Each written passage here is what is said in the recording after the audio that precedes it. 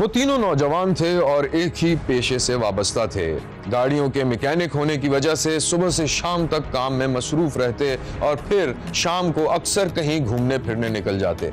दो नौजवानों की आपस में गहरी दोस्ती थी, जबकि तीसरा नौजवान अभी नया नया दोस्ती के दायरे में शामिल हुआ था। फिर एक छोटी सी बात पर दो नौजवान तीसरे के खिलाफ हो गए। मैं हूं पारस मसरूर और आप देख रहे हैं कोई देखे न देखे, शब्बीर तो देखेगा। लबे सड़क कार और मोटरसाइकिल मैकेनिक की दुकानें थीं। सामने ही मैकेनिक गाड़ियों और मोटरसाइकिलों की सर्विस कर रहे थे। कोई कार के नीचे घुसा हुआ था और कोई इंजन देख रहा था। दो मैकेनिक जिनकी उम्रें 18-19 बरस थीं, एक साथ एक गाड़ी पर काम कर रहे थे। उन्हीं के बराबर में एक और नौजवान मैकेनिक सलीम भी काम कर रहा था। यार इसे तो देख, इसे कल से देख रहा हूँ, किसी अच्छे उस्ताद से काम सीख कर आया। यार तू नया है क्या भाई यहाँ? नहीं यार, एक हफ्ता हो गया मुझे। मैं पहले गाड़ियों का काम सीखता था जमील उस्ताद के पास। जमील उस्ताद? यार उसका तो बड़ा नाम सुना है, सुना बड़ा सख्त था वो। नहीं यार, मैं तो बड़ा छोटा था जब अब्बा ने उनके हवाले किया था। 10 साल हो गए मुझे। तो क्या वहाँ से छोड़ दिया? नहीं, उस्ताद सऊदी अरब चले गए, मैं वहाँ क्या करता, इसलिए मैं यहाँ आ गया। यार मुनीब पाना दियो जरा, यहीं के ही रखा होगा। अरे ये लो, ये मेरे पाने से कर लो यार। वो है पाना? हाँ ये ले लो सब। यार ये जरा नट खोल दे, गर्मी ने मेरा बहुत बुरा हाल कर रखा है यार। गर्मी बहुत ज्यादा है यार, पसीना तो देख मुझे कितना आ रहा है। हाँ सलीम, गाड़ी सही हो गई मेरी? नहीं बस शाम तक ले जाना, शाम तक कच्चा करके दे दूंगा आपको। अच्छा चलो ठीक है, मैं आता हूँ शाम को आ जाना। वो तीनों फिर काम में मसरूफ हो गए। मुनीब, जुबैर और सलीम में अच्छी खासी दोस्ती हो गई थी, लेकिन एक मसला था कि जो भी अपनी कार ठीक कराने लाता वो सलीम ही को तरजीह देता था और ये बात मुनीब और जुबैर को अच्छी नहीं लगती थी। एक रोज शब्बीर ने देखा कि जुबैर और मुनीब अपनी दुकान के सामने किसी गाड़ी का काम कर रहे थे कि एक कार सामने आकर रुकी। कार सवार उतरकर बाहर आया और उसने बराबर वाली दुकान का जायजा लिया जो बंद थी। भाई सुनिए भाईजान, ये दुकान बंद पड़ी है, क्या नाम है इस मालिक का? सलीम। ये कितने बजे खुलती है भाई? ये कुछ पता नहीं है, 2-3 दिन से नहीं आ रहा, शायद तबीयत ठीक नहीं है। कोई चांस है आने का? अच्छा अच्छा। अरे सर क्या काम है, हम कर देते हैं। गाड़ी मिसिंग कर रही है। आप छोड़ जाओ, हम कर देंगे ठीक। नहीं नहीं, हम सलीम से ही काम कर रहे थे। ये कब तक आ जाएंगे? सलीम की डिमांड देखकर दोनों मैकेनिक जल कर रह गए और उन्होंने रूखा सा जवाब दिया। हम क्या उसके सिगरेट लगे हुए हैं? पता नहीं कब आता है, पता नहीं कब जाता है।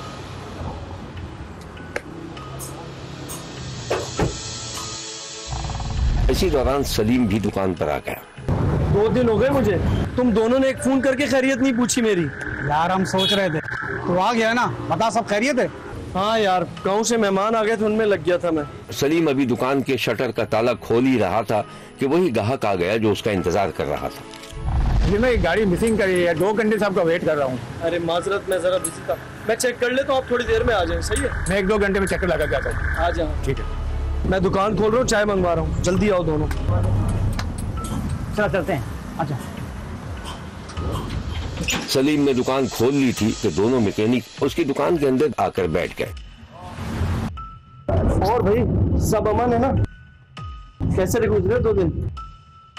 यार ईद की छुट्टियां आ रही हैं, चल घूमने चलते हैं। घूमने चलते हैं? ओ भाई मैं अपने घर का अकेला कमाने वाला हूँ, मैं कहीं घूमने नहीं जा सकता, फिर कभी देखेंगे। छोड़ यार, ये सड़ा ही रहता है। सड़ा हुआ नहीं, चाहना है। कैसे हमारा धंधा बंद करा दिया इसने। सब करवा दिया? वो कैसे? और क्या, जब तू इतना सस्ता काम करके देगा तो सब तेरे पास ही आएंगे। तो भाई मैं कहता हूँ कि उनको मेरे पास आओ यार। तुम क्या चाहते हो, दोनों मैं दुकान बंद कर दूं? तुम दोनों जाओ और मुझे स्टोरी भी सुनाना और गाने भी सुनाना। अच्छा तो इसको चाय का तो बोल, चाय बोल जाएगा। अरे यार। तीनों मैकेनिक बज़ाहिर एक दूसरे के दोस्त थे, लेकिन सलीम की मकबूलियत उन्हें बुरी तरह खल रही थी क्योंकि कारोबारी एतबार से उन्हें नुकसान हो रहा था। अब जुबैर और मुनीब ने बाकायदा सलीम के खिलाफ मुहिम चलानी शुरू कर दी और ये साबित करने की कोशिश की कि वो अच्छा मैकेनिक नहीं है। शब्बीर ने देखा कि मुनीब और जुबैर सलीम की दुकान के सामने खड़ी कार के इंजन में कुछ कारीगरी कर रहे थे। यार जरा तार काट दे। यही कर रहा हूँ, जल्दी कर। मैं तो कह रहा हूँ एलसी भी डाल दे। नहीं एलसी डालेंगे पकड़े जाएंगे, बल्कि तो मैं काट रहा हूँ, मुझे काटने दो। ऐसा इस तरह के तारें काटूंगा उसका बाप भी नहीं बचाना।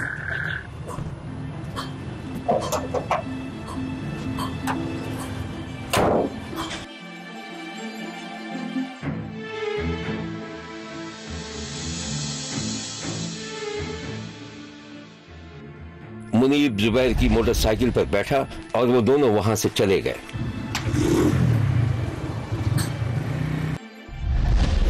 हुआ यह था कि सलीम ने किसी ग्राहक की गाड़ी का काम किया था, पूरा इंजन खोलकर नए सिरे से बांधा हुआ था। इसी कार को मुनीब और जुबैर ने बिगाड़ दिया था। दूसरे दिन सलीम जब हस्ब मामूल काम कर रहा था कि इसी दौरान कार का मालिक आ गया। सलीम, सलीम, गाड़ी रेडी हो गई? जी सर, रेडी हो गई है। ये आप स्टार्ट करके चेक कर लें। बिल्कुल रेडी है।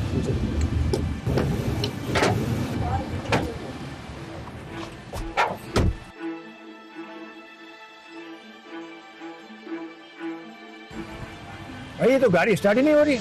स्टार्ट नहीं हो रही? नहीं, आप आए बाहर से।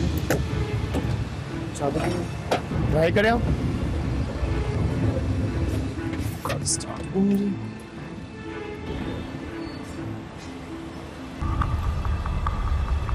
सलीम ने बहुत कोशिश की, बोनट खोल कर देखा, लेकिन कुछ समझ में नहीं आया। बोनट खोलो।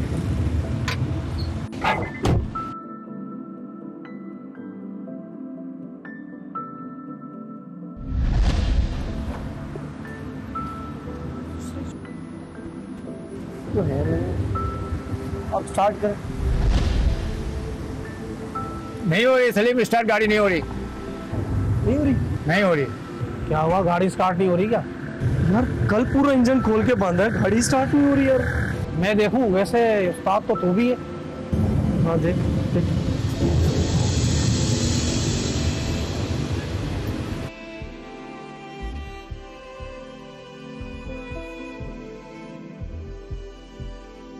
नहीं हो रही है, नहीं हो रही है। क्या गाड़ी की ऐसी तैसी कर दी है तुमने? क्या हुआ? तार गलत जोड़ दिए। वो उसे एक कोने में ले जाकर कुछ समझाने लगा। अंकल, लड़के से ना गलती हो गई है जी, तार गलत जोड़ दिए। कितनी देर लगेगी? 5 मिनट लगेंगे, मैं सही कर दूं? पक्की बात है? ठीक है, करो। कर देगा अभी, हो जाएगा कर देगा।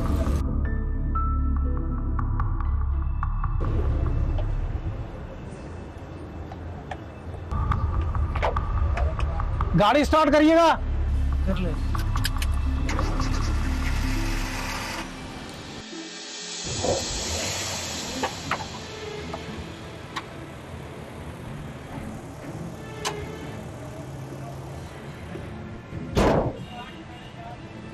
बहुत बहुत शुक्रिया यार, वेरी गुड।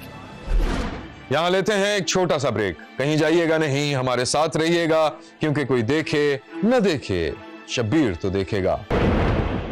सलीम समझ गया था कि दोनों मैकेनिकों ने उसके खिलाफ कोई साजिश की थी, लेकिन वो खामोश रहा। सलीम ने बातचीत भी बंद कर दी थी, लेकिन इसी दौरान एक झगड़ा हो गया। जुबैर और मुनीब ने सलीम का गिरबान पकड़ा हुआ था। गिरबान छोड़ मेरा, नहीं काटा तेरा गाग। यकीन करना है तो कर, वरना दबाओ यहाँ से। बहुत अच्छे से जानते हैं हम, हमारे साथ रहकर हमारी पीठ में छुरा घोंप रहा था। आज के बाद दुआ सलाम खत्म है तेरे साथ। अबे नहीं चाहिए तेरी सलाम दुआ, चल निकल यहाँ से। चल चल बस, जाके अपना काम कर। तू बड़ा बदमाश है, तू निकल यहाँ से। क्या हो गया भाई, क्या हो गया? क्यों लड़ रहे हो? खैरियत तो है? कुछ नहीं यार, आपस की बात है, आप जाओ यार। हाँ, हमारा आपस का मसला है, काम करो अपना। चला यार, शक्ल नहीं दिखाना अपनी आज के बाद। दोनों मैकेनिक अपने साथी मैकेनिक को घूरते हुए चले गए। जुबैर और मुनीब को एहसास हो गया था कि उन्होंने सलीम की कुछ ज्यादा ही बेइज्जती कर दी थी, इसलिए दूसरे दिन उसके घर पहुंच गए। वो दोनों मोटरसाइकिल पर सवार थे। बेल बजाई तो सलीम की मां ने दरवाजा खोला।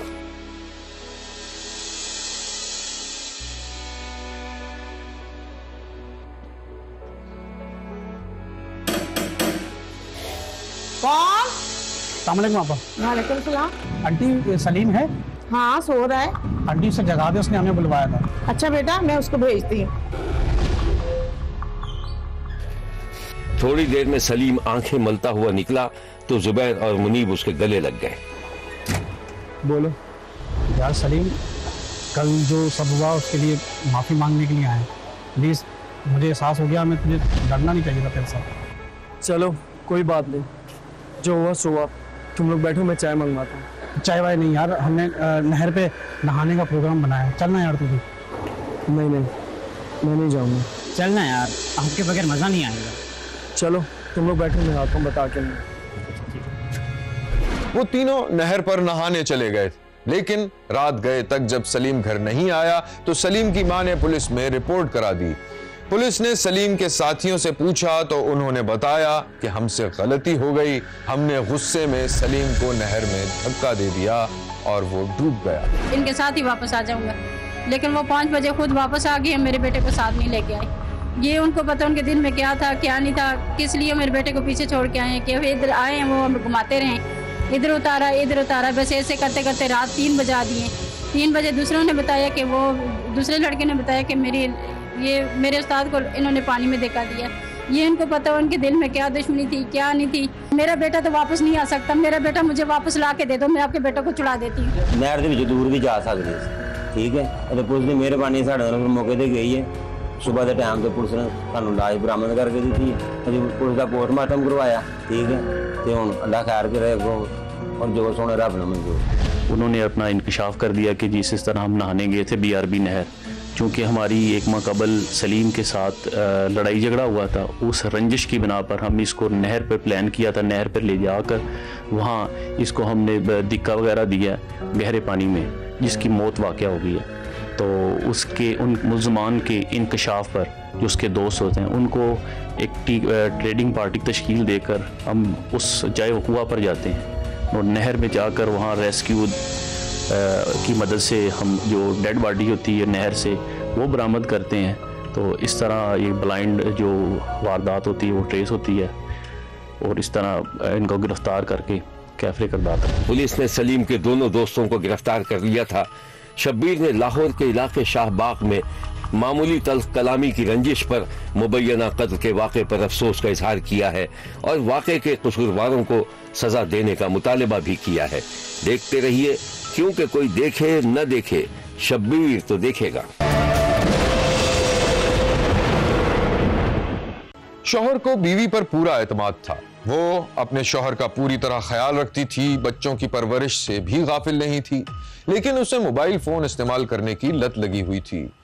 किचन में काम कर रही हो या बच्चों को स्कूल भेजने की तैयारी, कान में हर वक्त एक आला लगा रहता था और वो अपने दोस्तों रिश्तेदारों से बात करती थी। माँ की इस पुरअसरार मसरूफियत का बच्चों और घर पर क्या असर पड़ा, आइए देखते हैं। मैं हूं पारस मसरूर और आप देख रहे हैं कोई देखे न देखे, शब्बीर तो देखेगा। उस्मान की बीवी अपने बच्चों को स्कूल भेजने की तैयारी में मसरूफ थी। अम्मी, आज मैं स्कूल नहीं जाऊंगा। अम्मी अम्मी, आप सुन क्यों नहीं रही? मैं आज स्कूल नहीं जाऊंगा। माँ के कानों में एयरफोन लगा हुआ था, वो कुछ सुन नहीं सकती थी, तो उसने इशारों से पूछा कि वो क्या चाहती है। शौहर जो तैयार होकर डाइनिंग टेबल पर बैठा था झुंझला उठा। शौहर ने अपनी जगह से उठकर जब उसका शाना थपथपाया तो बीवी ने एयरफोन कानों से निकाल दिया। बहरी हो गई हो? कुछ कह रहा है बच्चा? जी की बच्ची 2 दफा बच्चे ने कुछ कहा है, क्या हो गया बेटा? अबू, मुझे आज स्कूल नहीं जाना। ऐसे कैसे स्कूल नहीं जाना? नाश्ता बनाया मैंने, चलो जाके नाश्ता करो, चलो जाओ। स्कूल नहीं जाना। अच्छा, आप कब आएंगे ऑफिस से? जैसे रोज आता हूँ, बच्चों को लेकर ही आऊंगा ना। और तुम ये क्या इतनी लंबी लंबी बातें करती रहती हो? समर है ना, आपको बताया था ना मैंने। कौन समर? अरे वही मेरा आईबी फ्रेंड, इटली वाला। ठीक है, लेकिन क्या तुम उससे बातें कर रही हो इतनी? मैंने खुद ही उसका फोन नंबर ढूंढ के उसे खुद कॉल की है। बाहर जाने के लिए आपकी नौकरी लग जाए ना। कह रहा था कि बाहर के मुल्क जाना आसान नहीं है, लेकिन वो हमारे लिए कोशिश जरूर करेगा। यार, एक तो देखो, मुझे बाहर जाने का कोई शौक नहीं है और तुम्हें भी किसी का एहसान लेने की जरूरत नहीं है। आप बिना, अच्छा चले इधर आए, आ जाए, नाश्ता तो करें, ठंडा हो रहा है। और ये क्या शाफ है, स्टार्ट भी नहीं किया है नाश्ता, जल्दी स्टार्ट करो, चलो। नहीं अम्मी, मुझे आज भूख नहीं लग रही। देख लिया अपने लाडले को, इसी तरह ही मुझे तंग करता है। स्कूल तो तुम जाओगे, चलो स्टार्ट करो, नाश्ता पकड़ो, चाय जल्दी करो। पता है, उस्मान में सोचती हूँ कि अगर हम लोग, बल्कि हमारी पूरी फैमिली बाहर के मुल्क में शिफ्ट हो जाएगी ना, तो कितना अच्छा हो जाएगा। पता है, समर बहुत अच्छा इंसान है, जो कहो करने को तैयार हो जाता है। वो तो ठीक है, लेकिन तुमको ना इन फालतू चक्करों में पड़ने की जरूरत नहीं है। मैं यहाँ अच्छा कमा रहा हूँ, अच्छा खा रहा हूँ, मैं, मेरे बच्चे यही पढ़ रहे हैं। फिर वही, आप भी ना अच्छा मैं एक बार आपकी समर से कॉल पे बात करवाऊंगी, फिर आप फैसला कीजिएगा कि क्या करना है, ठीक है? अरे गिराने की क्या जरूरत थी, अब ऐसे साफ ना कीजिएगा हाथों से प्लीज, निशान हो जाएगा पूरा। ठीक है ना, नाश्ता स्कूल तो तुम फिर भी जाओगे, बस चलो लेट हो रहे हो, चलो। अच्छा मैं कर लूंगा, इतनी बातों में तुम्हारी चाय ठंडी हो गई है। चलो बेटा स्कूल का टाइम हो गया है। कुछ खाया नहीं फिर? कोई बात नहीं, मैं ऑफिस जा, मेरी गाड़ी की चाबी कहाँ है? चाबी वहां लटक रही है ना, मेरे पास थोड़ी है। चलो बेटा चलो। कुछ खा लीजिएगा, इसे भी कुछ दिलाइएगा। हाँ। अरे शौहर बच्चों को लेकर बाहर चला गया। बीवी ने हाथ हिलाकर रुखसत किया।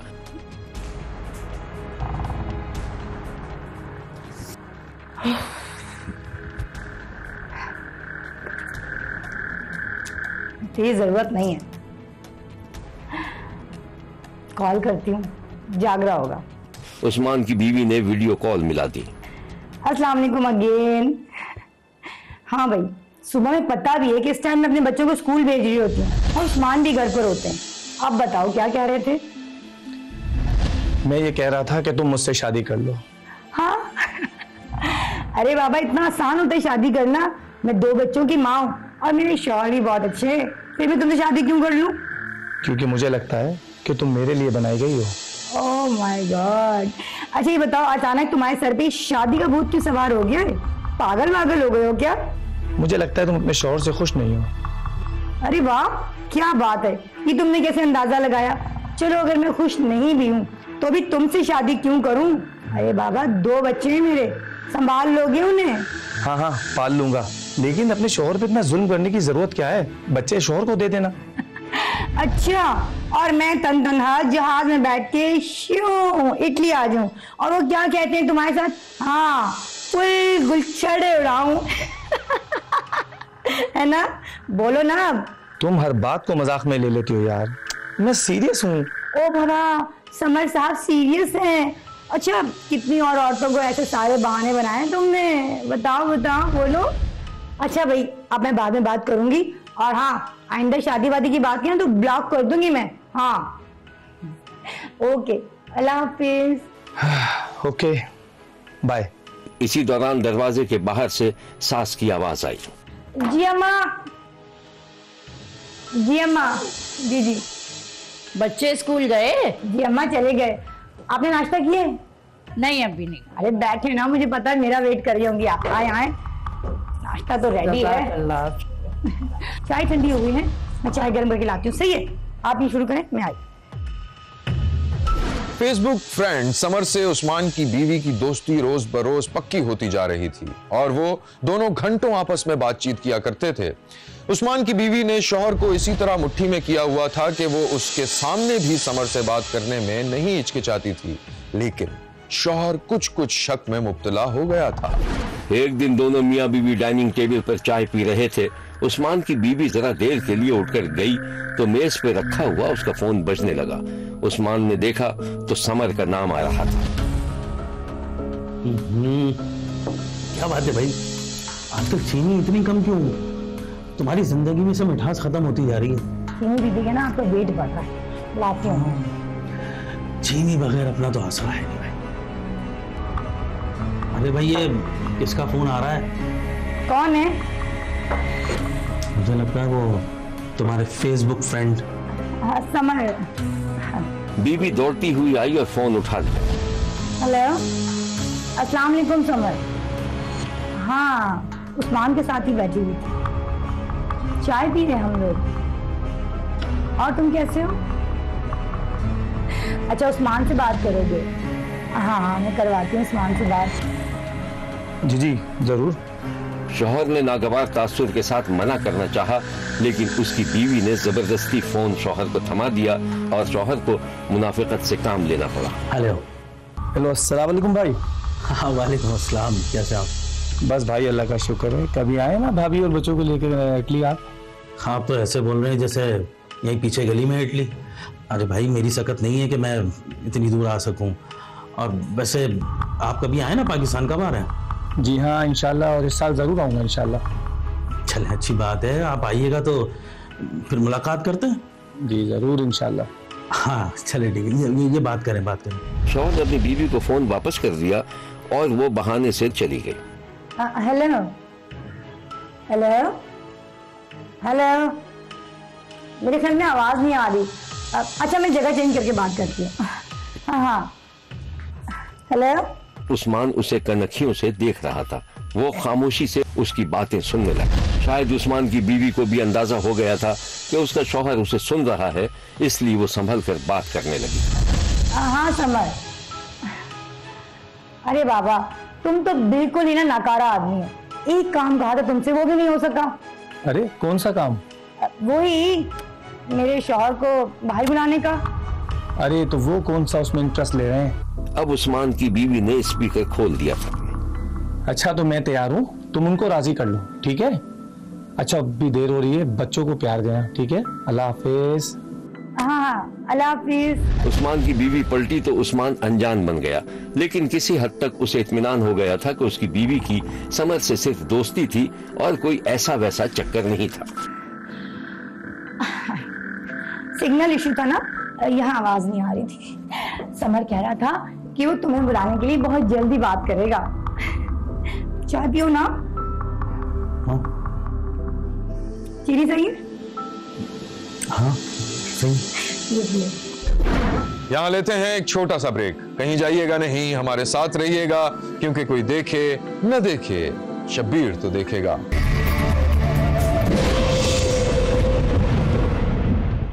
उस्मान जिस घर में रहता था उसमें नीचे की मंजिल में उसकी माँ और 2 बहनें रहती थीं जो कहीं मुलाजमत कर रही थीं। उस्मान अपनी बीवी बच्चों के साथ ऊपर की मंजिल पर रहता था। बच्चे शौहर स्कूल और काम पर चले जाते थे तो उस्मान की बीवी निहायत सुकून से समर से घंटों बात किया करती थी। समर पहले तो मजाक में और फिर बाद में संजीदगी से शादी की बात करने लगा था और उस्मान की बीवी भी संजीदगी से सोचने लगी थी, मगर यह मुमकिन कैसे होगा, इसका हल भी समर ने ढूंढ निकाला था। शब्बीर ने एक दिन देखा कि उस्मान के दोनों बच्चे माँ का दामन थामे रो रहे थे और माँ के कान पर फोन लगा हुआ था और वो झुंझला रही थी। हाँ ये बात तो है। अम्मी अम्मी भूख लगी, खाना दे। क्या हो गया? कभी जान छोड़ भी दिया करो, मेरी हद होती है। अरे दे देना खाना। चुप करो। कुछ नहीं यार, ये बच्चे बस तंग कर रहे हैं और क्या। माँ ने बच्चों को झटक कर दूर कर दिया।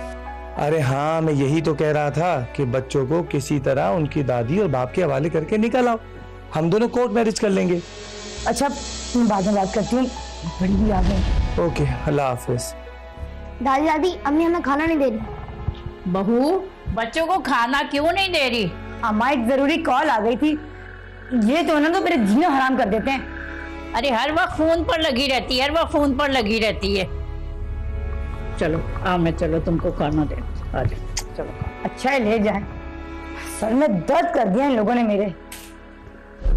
ऐसा नहीं था कि उस्मान की बीवी को बच्चों से प्यार नहीं था। किसी नाम नेहाद इश्क की ऐसी पट्टी बंधी थी उसकी आंखों पर कि उसे अपने और समर के सिवा कुछ भी दिखाई नहीं दे रहा था। उसने फैसला कर लिया था कि वो घर से भाग जाएगी और शौहर से खुला लेकर समर से शादी कर लेगी। बच्चे शौहर के पास ही छोड़ जाएगी। बच्चों को छोड़कर जाने का ख्याल खासा तकलीफ दे था। कभी कभी उस्मान की बीवी ये सोचकर लरस जाती कि अगर उसने बच्चों को छोड़कर समर से शादी कर ली और फिर समर ने भी उसे छोड़ दिया तो वो घर की रहेगी ना घाट की। समर पाकिस्तान आ चुका था और बार बार उस्मान की बीवी को फोन करके अपने पास बुला रहा था। अरे यार मेरी बात सुनो, तुम क्या कर रही हो? 1 हफ्ता हो गया मुझे पाकिस्तान आए हुए, तुम कब आओगी? समर मैं खुद बहुत परेशान हूँ, समझ में कुछ भी नहीं आ रहा। मैं बच्चों को नहीं छोड़ सकती, मुझसे बच्चे नहीं छोड़े जाएंगे। अरे यार तुम समझो मेरी बात को, बच्चे और हो जाएंगे, तुम भूल जाओगी अपने बच्चों को। समझ रही हो बात? मैं तुम्हें कोई गांव देहात लेकर नहीं जा रहा हूँ, यूरोप लेकर जा रहा हूँ। यूरोप हर दूसरे आदमी का ख्वाब है यूरोप। तुम मेरी बात को समझो और निकल आओ प्लीज। अच्छा अभी मेरे सर में बहुत दर्द हो रहा है, मैं बाद में बात करूंगी, अभी मैं कुछ नहीं कह सकती। ओके अल्लाह हाफिज। खुदा हाफिज।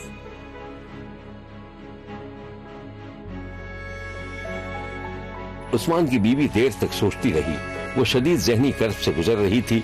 उसने गर्दन घुमाकर देखा तो उसके दोनों बच्चे स्कूल से आकर सो रहे थे।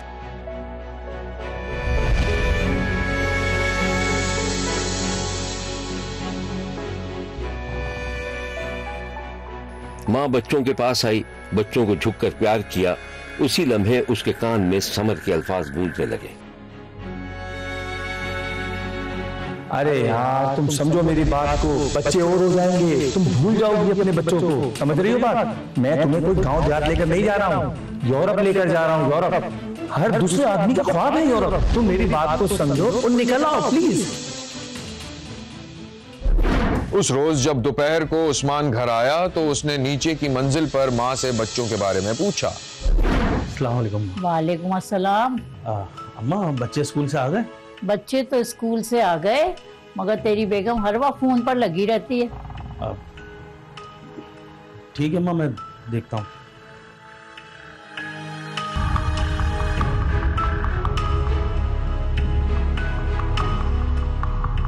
बाप ने झुककर चादर हटाई, बच्चों को प्यार किया और फिर चादर उड़ाकर नीचे माँ के पास आ गया।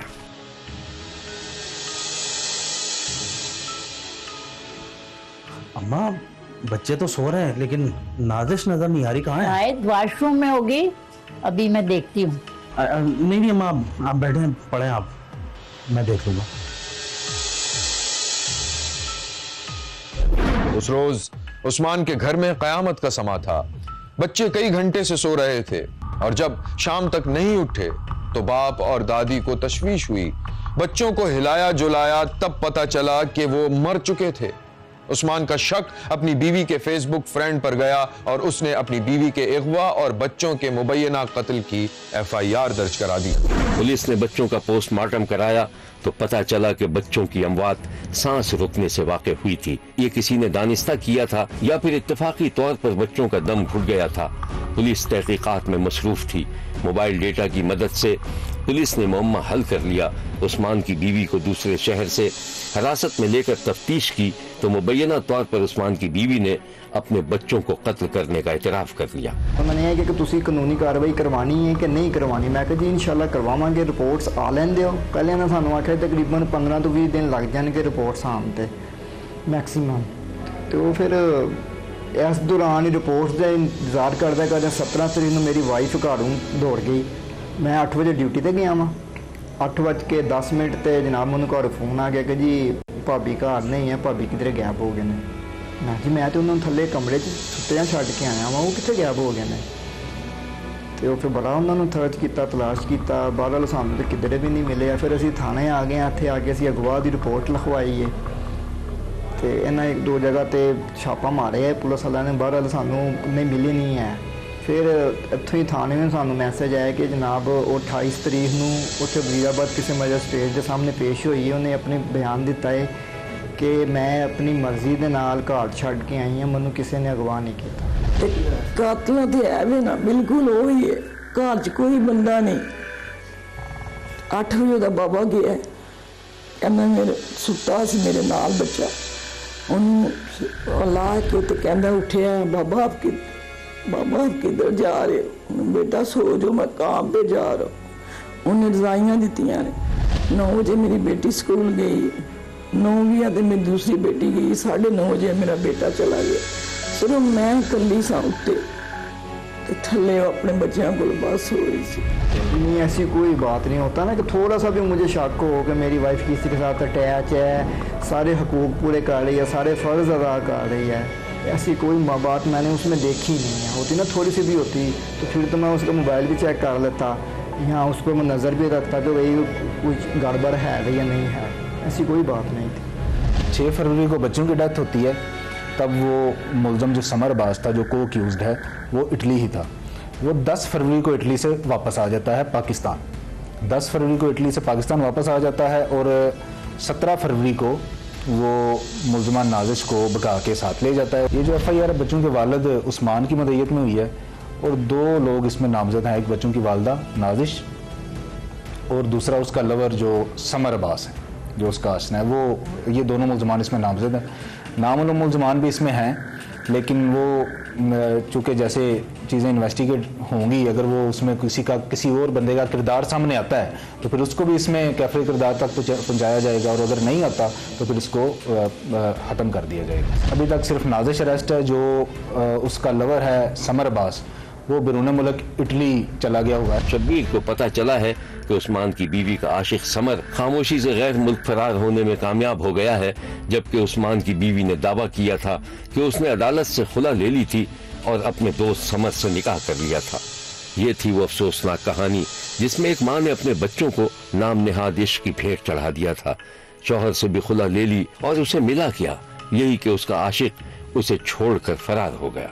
देखते रहिए, क्योंकि कोई देखे न देखे, शब्बीर तो देखे। यहाँ हमारे प्रोग्राम का वक्त खत्म हुआ। अगले हफ्ते नई कहानियों के साथ फिर हाजिर होंगे, सिर्फ एक्सप्रेस न्यूज पर। देखना मत भूलिएगा, क्योंकि कोई देखे न देखे, शब्बीर तो देखेगा। अगर आप अपने इर्द गिर्द होने वाले किसी गैर मामूली वाक़े से शब्बीर को आगाह करना चाहते हैं तो SMS करें SAB लिख कर स्पेस दें और अपना मैसेज अपने शहर और नाम के साथ 247 पर भेज दें। फैक्स करने के लिए हमारा नंबर है 021-3580-3820। खत लिखने के लिए हमारा पता है 5 express way of Korangi road, Karachi. Express news, Shabbir तो देखेगा।